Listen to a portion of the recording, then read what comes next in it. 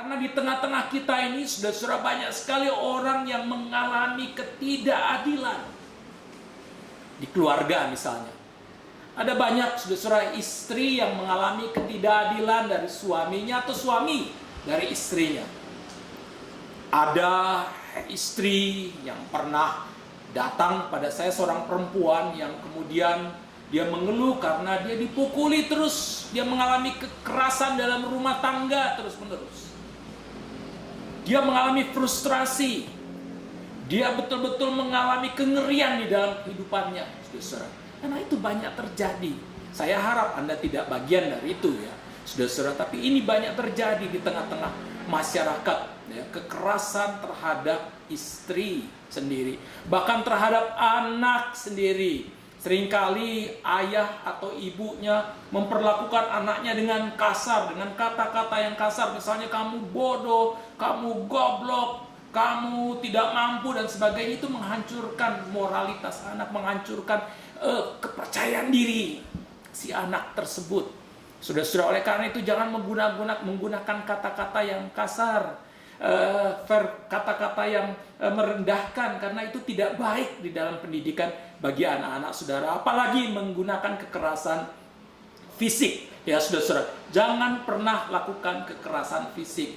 Ada banyak anak perempuan juga saudara yang mengeluh kepada saya. Kenapa? Karena dia merasa bahwa sebagai anak perempuan dia tidak terlalu diperhatikan oleh orang tuanya. Kalau anak laki-lakinya yang membutuhkan atau meminta sesuatu, sepatu atau meminta sepeda atau meminta apapun, selalu dikasih. Ketika anak perempuan yang meminta, nggak pernah diberikan apapun.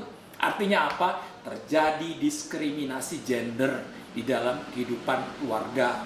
Oleh karena itu, saudara, saya harap Anda tidak lakukan itu, saudara ya.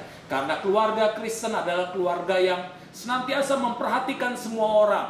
Tidak membeda-bedakan atau tidak melakukan pembedaan terhadap siapapun. Kita melayani, mencintai, mengasihi setiap orang, saudara-saudara. Ada juga yang namanya penindasan dan ketidakadilan terhadap kaum perempuan. Ada tahu, dari tahun 2011 sampai tahun 2020, ada 23.000 kasus kekerasan terhadap kaum perempuan. Celakanya ketika terjadi kasus kekerasan, termasuk kekerasan seksual, seringkali kaum perempuan itulah yang disalahkan. Ada yang mengatakan kamu sih gara-gara pakai roknya kependekan. Kamu sih gara-gara mau keluar malam tanpa ada pasangan. Kamu sih yang menggoda-goda kaum laki-laki dengan segala macam.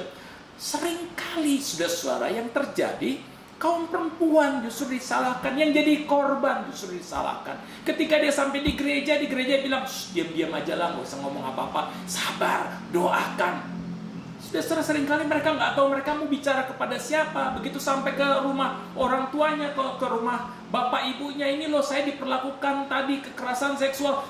Diam-diam, jangan ngomong kepada siapa-siapa, nanti keluarga kita malu. Kaum perempuan, saudara, seringkali dikorbankan di dalam situasi ini.